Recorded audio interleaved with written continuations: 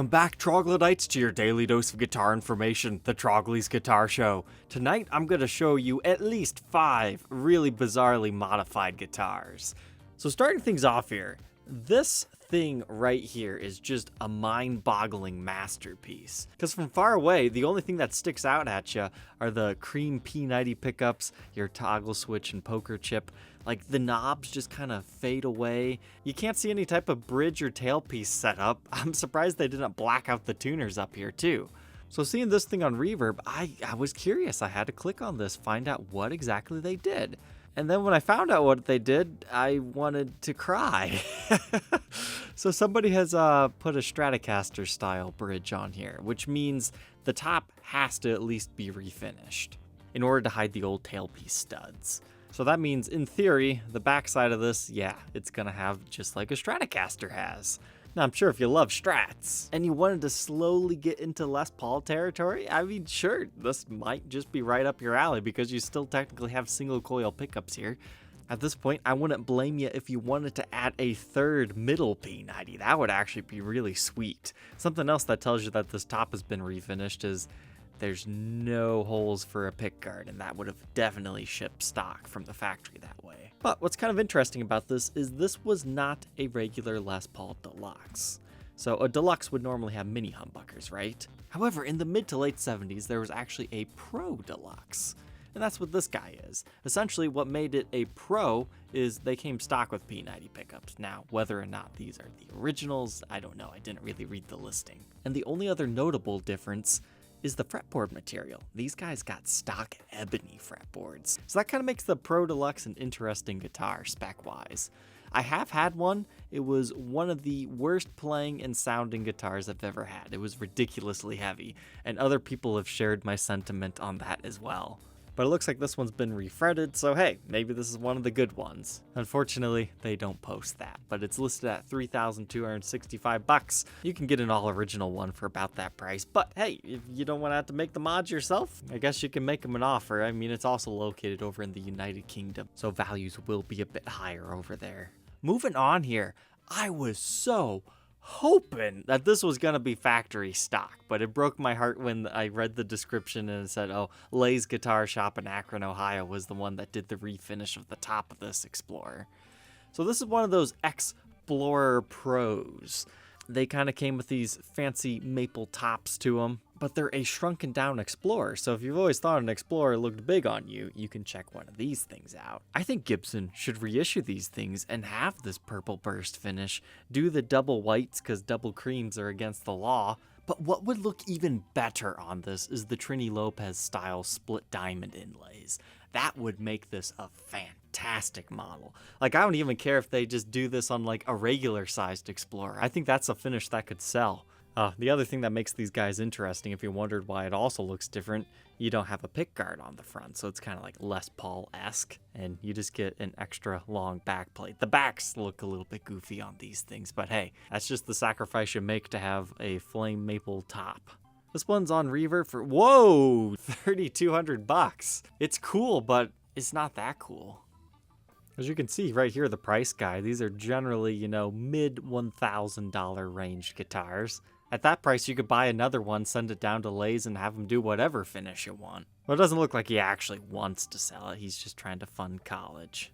Unfortunately, when you refinish a guitar, it generally devalues it. Now, this is one of those unique times where I can see it selling for just like as much as it was original because, you know, Lay's, they are a very well-respected refinish shop, and it turned out fantastic. So, hey, if you're interested in making an offer, you can check this out on Reverb. I'll leave a link in the description.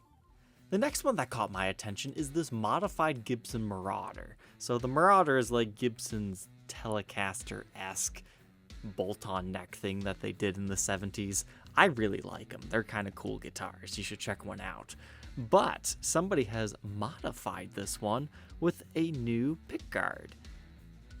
And instead of having like the humbucker-esque looking one and the single coil down here, they just fit it with a single mini humbucker. And I love it because you get just a neck pickup, which is something that I've always been fascinated with. And you never see it in the neck on solid body electric guitars. Usually it's just the bridge. I mean, there was this one custom order Jazz Paul But what I like is, they chose the mini humbucker, and it looks just like the harmonica bridge. They took the fine tuners off of there, so it looks just like the tailpiece as well. So it kind of looks like you just get 3 weird pickups sprawled across this whole thing, but no, it's just one. I like this extra horn that they put on right here too. And what that actually is the original Marauder pickguard. Came up to a point, that's your screw hole, then it came down. So what you're seeing is the original dark wine red finish that hasn't aged and or faded. Looks like they replaced our output jack here too. So how much is this thing worth? They're asking $900 plus $100 shipping. Now granted, it looks like you get a basic hard shell case, that's nice. Typically these Marauders, they'll bring anywhere between about $800 to $1,200 on the used market today. Not having the original pickups, you can usually replace those for about $400. So for this one, it's unique, it's not going to appeal to everyone. Maybe anywhere between $700 to $900. So I don't think he's too far off of what he wants. But the closer you buy it to $700, the better off you'd be. It looks like you might need to replace your tuners. A lot of them are very crooked and they tend not to age well. Moving on to our next one. So this is a 50s ES295. But the catch here is they've refinished it into this like metallic cherry sunburst color. That's what it looks like to me anyways. I think I've seen cherry sunburst ones of these before, but what made this one really pop is, I don't know, maybe they did it slightly wrong. Like the neck looks greenish to me in this particular photo. And instead of being like a dark red, it's kind of like a brighter red, and the yellow's not quite as like in your face as normal. It was certainly intriguing, but what made me want to feature this is, hey, check out our pickups. Double Alnico 5 staple pickups, man. That's not what normally came stock in these things. I'm a big fan of the look of the staple pickups. And 295s are some of my favorite guitars based on the one vintage one that I had. I'm not sure if a refinished one would be quite as good as an original, but hey, we even have the old Les Paul model style wraparound bridge. And this one is available, whoa, $3,000. That seems ridiculously cheap. He is saying it's Metallic Cherry Sunburst by Marty Bell. I've heard of him. And those are Seymour Duncan pickups. I mean, that seems really realistically priced. I remember my beat up 295, I think I got $5,000 for it. Do your own due diligence to make sure there's no breaks, cracks, or repairs under all this stuff and it's actually legit. And not just a converted 175, but I think that's really fair. Now the last two, these aren't modifications, but this is one of the worst promotional guitars I've ever seen. So they're billing it as like a 57 reissue gold top, right, from 2006. And this was donated by Gibson to a charity to help prevent global warming or raise awareness or give some money to it. And I liked his description. Gibson helped them by killing multiple trees to make this guitar. But let's check this thing out. It's just the world on fire. I could see that appealing to a certain person. But the cheesy headstock that says fight global warming, nope, that doesn't do it for me. Surely there could have been a better way for them to do that. Like put a burning earth inlay right here and then like do this fancy script around it, kind of like a Supreme inlay. But no, they just put text on it. But the specs are kind of cool. We get black binding on an ebony fretboard with what looks like real mother of pearl inlay. So that's not what you would normally find on an R7 gold top. Usually they have black binding around the body. It's kind of hard to tell.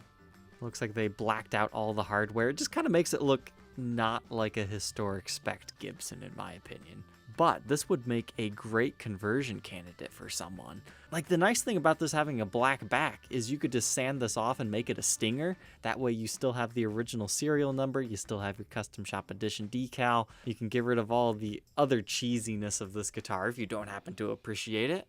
Then you got a fun project. So how much is he wanting? $2,700.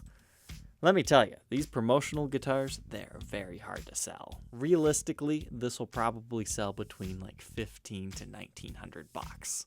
And that's coming from a guy who sold these things. Like the Donzi Les Pauls, they were fantastic values, but nobody wanted the things. And our last little bonus thing here today, a Wes Lambe 8S. Clearly inspired off of the Les Paul shape, but I guess you could say a little bit more ESP-like, except for, let's count our strings. 1, 2, 3, 4, 5, 6, 7, 8, as the name implies. 8S for 8 strings. They've mixed a bass with an electric guitar with both types of pickups. And I guess they each have separate circuits and outputs, as you can see there, so you can choose to play bass and then switch over to that. I'd imagine you could run both at the same time as well, or like send them to different amps. Oh man, and it's multi-scaled. I think it would have been cool if they just would have left it 29 inches the whole time, just make it a super baritone. I don't know too much about this company, I just thought this was kind of fascinating. Man, they even get the truss rod adjustment wheel down there. But I do appreciate the fact that you get 3 bass tuners over here and then all like electric guitar styles over there. Another cool little fact is, look, 3 of the bass strings. That's right, only 3 is strung through the body. The rest of them, it looks like it's just kind of like a regular bridge setup. So I'll give them some points for originality here. Alright, Troglodytes, I hope you enjoyed tonight's episode. Let me know down in the comment section which one of these you would most likely rock, and we will catch you tomorrow on the next episode. Take care.